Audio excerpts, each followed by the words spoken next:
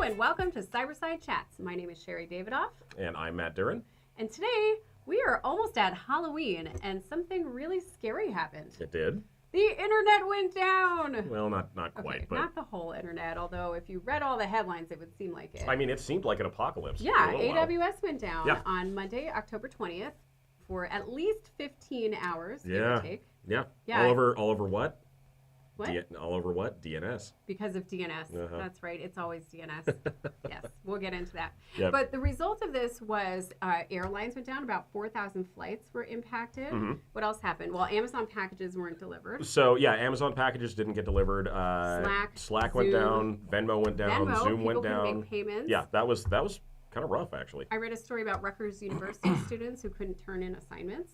Yeah, I'm sure they were really happy about that, but... And an executive couldn't charge his electric car. The electric charging network was down. Yeah, I mean, it's amazing the things that actually rely on stuff like Amazon Web Services. Like I was telling you earlier, like so I have Alexas in my house, and none of my Alexas would work because they couldn't connect to Amazon.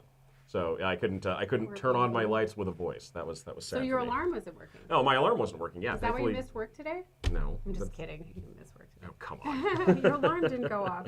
Yeah, Instacart failed, Just Eat failed. I mean, this was I'm proud of our society for still being here, honestly, after these like 15 or so hours.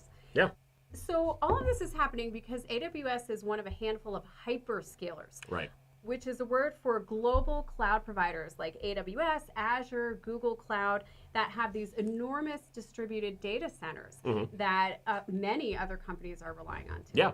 And in this case, it was US East 1 that caused the primary problem. And US East 1 is like half of Amazon's infrastructure. It is a massive, massive data center. There was an article I was reading a little bit earlier that talked about it's in Virginia. And the estimation is that over the 2023 calendar year, I mean, Amazon's data centers ate up like 25% of Virginia's total power output for the year. You sure it wasn't Bitcoin?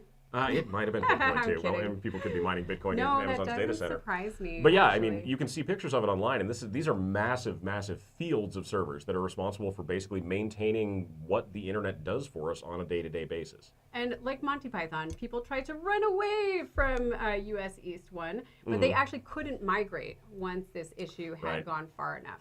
142 different AWS services were impacted. Right, yeah. And to your point, it all started, like the root cause of this was a faulty DNS update in one specific AWS service. Right. Oh, well, it was DynamoDB, which is like the back end of how items are looked up on Amazon servers. So it's kind of an important service. Yes. I don't want to like understate how important DynamoDB is. That's why so many things are attributed to DNS. Yeah. Yeah, or DHCP or BGP, but mostly DNS. Either way. Yeah. So one thing I think is really interesting, though, is a lot of this downtime is a fourth-party risk for companies. Right. So people are like, oh, how come I can't turn in my assignments? Or how come I can't use Slack? Or my HR app isn't working. Yeah. And it's not Slack themselves that was down, it was their provider. So this really highlights how we need to really start thinking about fourth-party risks, which is almost a tragedy because we can't quite get a handle on third-party risks in the first place. We've gotten better about it. We've gotten pretty good. That's true. We've gotten pretty good. Now's the time to start asking the question of who are your vendors' vendors? Yeah, I mean, we've seen this pop up in a bunch of different cases. And I mean, with the AWS is one example. We've actually worked with people like, backup vendors before, who are offering, immutable cloud backups or something like that. Yes. And then something goes wrong with the S3 bucket they're storing those backups in, and because of Amazon, they can't get the backups to actually restore a network at that point. Oh, interesting. Without any knowledge to the customer at that point in time. This one happened a couple of years ago. I'm not going to name the company that actually did it, but it was an IR case that we were doing. And yeah, I mean, that fourth-party risk is significant. I mean, if you don't know where the data that you're relying on or where the services you're relying on are actually being run, that can be a big problem. Yeah, and again, AWS has been down before, but I think it was 2021 that we last saw a major outage. And even then, it was a surprise to people that their vendors were relying on Amazon. Right. Now, data centers, for example, have already for many years been built with two redundant power supplies from two different places. And I think we're at the point where we need to be thinking about cloud diversification, right? Yeah, well, I mean, what was it Gartner called it? Cloud concentration that we have to worry about? Cloud concentration is the risk, and cloud diversification is the answer. That's the solution to it. So, I mean, number one, make sure that you don't put all your eggs in the US East 1 basket. Spread them around the country. But not just around the country, think about different cloud providers as well. Yeah, that's a common finding when we do tabletop exercises is I guess a lack of diversity when it comes to what we rely on for cloud services. Because, I mean, there's this kind of common misconception when we talk about things like disaster recovery or, failover, where we tend to not think about the cloud because the cloud is the solution. Like we just kind of like assume it's somebody else's problem until it's everybody's problem. But remember, there is no cloud, just other people's computers. Ooh, nice one. Yeah, you owe me. But yeah. Yeah, so make sure you're diversifying your cloud, segmenting so that an issue in one part of your cloud environment does not affect other parts of your cloud environment. Yeah. And then monitor, make sure you're tracking any upstream issues.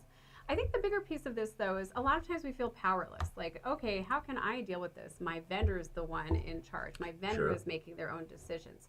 But now is the time. I guarantee you, any major vendor right now is already scratching their heads and thinking, how can I diversify so I'm not just dependent on AWS or this one region? Becomes a problem, though, because how do you get rid of AWS? Or how do you really go away from a service like that? It's huge, and they are the name of the game when it comes to things like distributed cloud computing and a lot of cloud storage. So you can at least avoid single region concentration at the very least. And these are questions. I'm not saying we have all the answers, but these are questions to start asking. That's fair. Asking the question is a little scary for vendors. Yeah. Let's be honest. And for those of you that get vetted, you're like, oh my God, a questionnaire.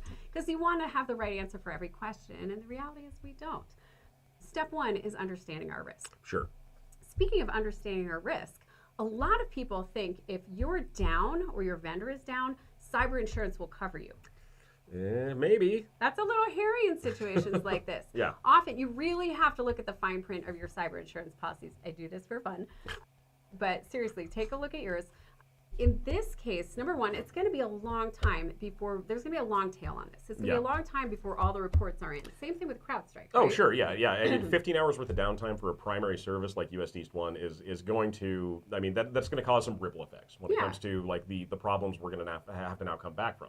I mean, there were businesses that couldn't invoice. There were people that couldn't order their products. I mean, all these things are going to take time to come back from and really, I guess, quantify in terms of loss or the potential damage to an organization. Sure. And I mean, if this qualifies as like a widespread event, it may not be covered by your policy. Or a lot of cyber insurance policies only cover things that are malicious, like security events that are malicious and not accidental outages, like the CrowdStrike outage from last year, or like the AWS outage that we experienced this week. And insurers right now are just getting their arms around this. They are rewriting their policies. They're thinking about the risks of cloud concentration because they don't want to go out of business.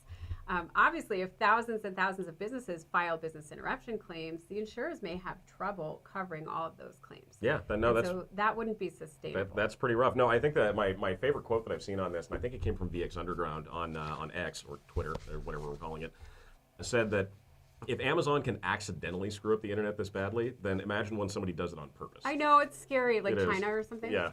Yeah, I mean, anybody who's looking to maliciously take down critical infrastructure has got to be thinking about this really hard and probably going, mwahaha. We really need to be thinking of hyperscalers, these huge organizations, as being part of our critical infrastructure. Well, I mean, it comes down to failover. When we talk about the reliance on a system like AWS, I mean, AWS, Microsoft, Google Workspace, like those companies, we kind of go into it assuming that they're like too big to fail.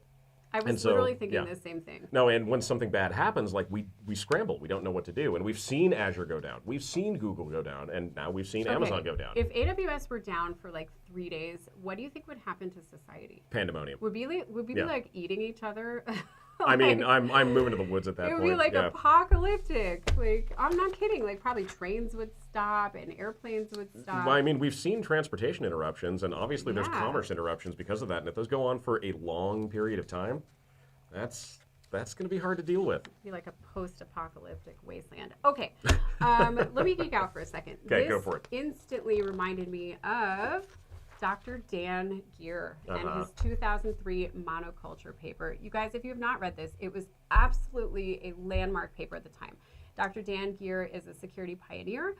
He founded a company called At Stake, and he published a paper warning everybody about the dangers of the software monoculture. So at that time, the big problem was Microsoft being everywhere. Sure. And he was worried that there would be a big virus. Spoiler alert, there has been. And it would take down huge amounts of our infrastructure. Yeah. And nowadays, these hyperscalers are the monoculture. You know, they've moved from the desktop to the data center, really. And I want to read you a quote. Okay, do it. Okay. From Cyber Insecurity, The Cost of Monopoly, Dan Geer's 2003 paper, risk diversification is a primary defense against aggregated risk. Monocultures create aggregated risk like nothing else. So I think that's what we have to do today, risk diversification. Yeah, no, I'd agree. Yeah. He also says complexity breeds fragility. Well, that's a paraphrase. I like it, though. Okay, Matt, how do we build true digital resilience? Oh, true digital resilience. We've Okay, already talked so about some of this. we've been talking about this at length. So here's the thing that we really have to think about here. I mean, our dependence on cloud systems is not going to go away. We are too far down the rabbit hole at this point. I'm stockpiling food. Yeah, but you were doing that beforehand anyway. Okay. No, when we talk about our reliance on cloud services, I mean, we have become such a distributed technological, infrastructure set that we have to rely on it. I mean, there's not really a way around it. So if we're going to be looking at something like a cloud service that is, and I know we didn't want to use this word, but like a backbone, not of the internet, but of our organization. I know. But backbone is a technical term refers to like layer 1 and layer 2. Yes, okay. I know. But done geeking out. But if we're gonna rely on something fundamental. Yeah, a foundation of our infrastructure like that, then we need to be prepared if something does go wrong with it. Because as we've seen before, I mean, these giant companies that we rely on are not infallible. They do suffer outages. It happens. So what happens if something like AWS goes down, as we just saw? And I mean, this reminds me of years and years ago with the Mirai botnet when DIN DNS went down and the internet went dead for like half a day. And people couldn't get to their Facebook posts, and Snapchat stopped working, and people freaked out. And it was because of a single service provider that most people had never even heard of before. Yep. Like most people have heard of AWS at this point. And it was DNS. And it was DNS. That's very true. But again, we need to remember that resilience is more than just relying on the cloud to always be there. Absolutely. Yeah. So let's go through our key takeaways. Yeah, let's do it. Number 1, map and monitor your vendor ecosystem. I mean, this is third-party risk management and beyond. Yeah. So number 2 is fourth party. When you are talking to those third parties that you depend on, make sure you're asking, hey, who do you depend on? What is it that we call it, Matt? Okay, fine. Digital bill of materials. Come on, you were so excited about this. Well, that was before I realized I didn't invent the term. Oh, he was like, D-bomb. Yes, it's a D-bomb. No, digital bill of materials. Like, understand what and this comes down to a lot of vendor vetting. But we've talked about this with third and fourth and farther down the chain risks. I mean, understand who the vendors are that your vendors actually use. You might as well ask, like, are you dependent on Amazon, Azure, Google Cloud, and then see how many of your vendors are dependent on just one cloud provider. Yeah. I mean, that's like, if you start with nothing else, just think about that. Yeah. And that'll give you a clearer picture of your risk. Yeah. So when we look at the workloads that we rely on, we need to make sure that we have some kind of failover in place, or at least we're thinking about what we need to do for failover. If we rely on AWS, maybe it's time that we take a look at having Azure as a backup or something like that. Now, it's not that we need to necessarily pull the trigger on it, but onboarding a new vendor, especially a large cloud vendor, can be a long process that can cost a lot of money. So if we are doing it on the fly, shooting from the hip, that can become a big problem for us. So again, just think about it ahead of time. Yeah, absolutely. Make sure you're integrating vendor outages into your incident response playbook. So tackle this proactively, make an IR plan for it, and go from there. Yeah, there you go. And then you want to test it out as part of your tabletop exercises. Use real-world conditions and simulate what would happen. Yeah.